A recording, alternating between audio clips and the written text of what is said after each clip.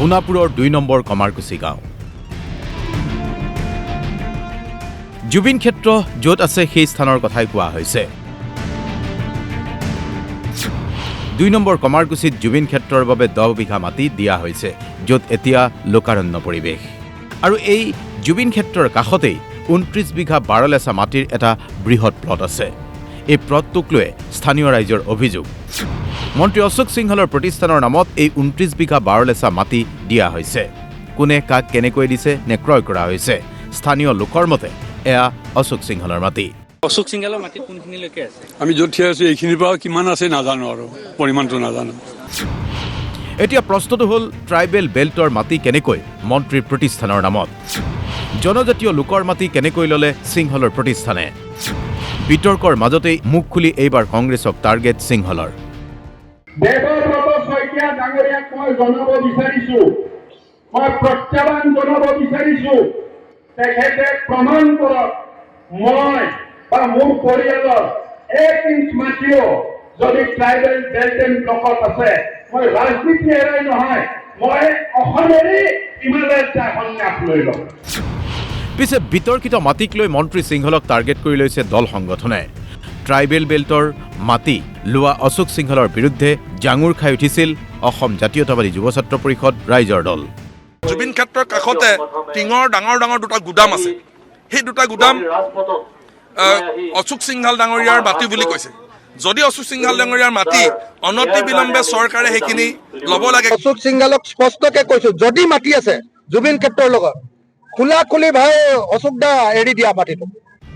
এতিয়া এই বিষয়টোক লৈ প্ৰত্যাহ্বান জনাইছে মন্ত্ৰী অশোক সিংহালে। ট্ৰাইবেল বেল্টৰ মাটি লোৱা বুলি প্ৰমাণ কৰিবলৈ প্ৰত্যাহ্বান। তেখেতে প্ৰমাণ দিব লাগিব, আৰু যদি প্ৰমাণ দিব নোৱাৰে তেখেতে অসমৰ ৰাইজৰ ওচৰত মাফ খুজিব লাগিব। এই প্ৰত্যাহ্বান মই জনাইছো।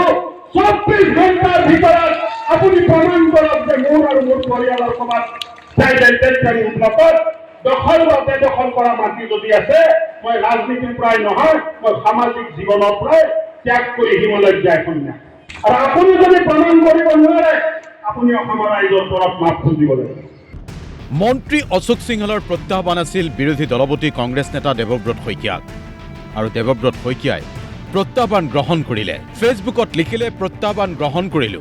সন্মানীয় মন্ত্ৰী অশোক সিংহল ডাঙৰীয়া, কালি আপুনি মোক মুকলি প্ৰত্যাহ্বান জনাই কৈছিল যে আপোনাৰ সোণাপুৰৰ জনজাতীয় বেষ্টনীৰ ভূমিত মাটি থকাৰ প্ৰমাণ দিবলৈ। আপুনি হয়তো ভাবিছিল মই কেৱল হাৱাতেই কথা কওঁ, কিন্তু ৰাইজে সঁচা কথা জনাৰ অধিকাৰ আছে। মন্ত্ৰী অশোক সিংহলক প্ৰত্যাহ্বান জনাই কোম্পানীৰ নথিপত্ৰই ৰাজহুৱা কৰিছে। প্ৰত্যেক বিল্ডিং প্ৰাইভেট লিমিটেড, য'ত আপোনাৰ পৰিয়ালৰ আন company AI infrastructures private limited আৰু ইণ্ডিয়া প্ৰাইভেট লিমিটেডৰ বৃহৎ অংশ আছে। দেৱব্ৰত শইকীয়াই স্পষ্টকৈ লিখিছে যে বেলেন্স শ্বীট 2023-24 বৰ্ষৰ কোম্পানীৰ বেলেন্স শ্বীটৰ পৰা অন এছেটছত দেখুওৱা হৈছে লেণ্ড এট সোণাপুৰ, যি মাটিৰ মূল্য 134.06 লাখ টকা, অৰ্থাৎ 1,34 লাখ টকা। আৰু ইয়াৰ নথিপত্ৰও গাঁঠি দি মন্ত্ৰী অশোক সিংহলক মুকলি প্ৰত্যাহ্বান। শেষত লিখিছে, সঁচা কেতিয়াও লুকুৱাই ৰাখিব নোৱাৰি মন্ত্ৰী ডাঙৰীয়া। ৰাইজে সকলো দেখি আছে, আৰু আপুনি জানি থোৱাটো ভাল যে বহিৰাগতই ভয় ভাবুকিৰে আহোমসকলক কেতিয়াও দমন কৰিব নোৱাৰে। ইতিহাস সাক্ষী আছে। জুই নাথাকিলে ধোঁৱা নোলায়। পাহাৰ কাটি মুকলোৱা জুবিন ক্ষেত্ৰৰ কাষৰ মাটি আচলতে কাৰ? মন্ত্ৰী অশোক সিংহলৰ যদি মাটি এয়া নহয়, তেনেহ'লে কোন বনিয়াৰ দখলত আছে 29 বিঘাকৈ মাটি? মাটিৰ যদি মালিকেই নাই, তেনেহ'লে এই মাটি চৰকাৰী নেকি? চৰকাৰী মাটিয়ে পাহাৰ কাটি কোনোৱে দখল কৰিছে নেকি? মন্ত্ৰী অশোক সিংহলে এই মাটি নিজৰ নহয় বুলি কৈছে। তেনেহ'লে এই মাটি কাৰ? কোনে পাহাৰ কাটিলে, কোনে দখললৈ নিলে? ৰঙাপাৰাৰ পৰা জয়কিশোৰ ঝাৰ সহযোগত ব্যুৰো ৰিপৰ্ট DY 365।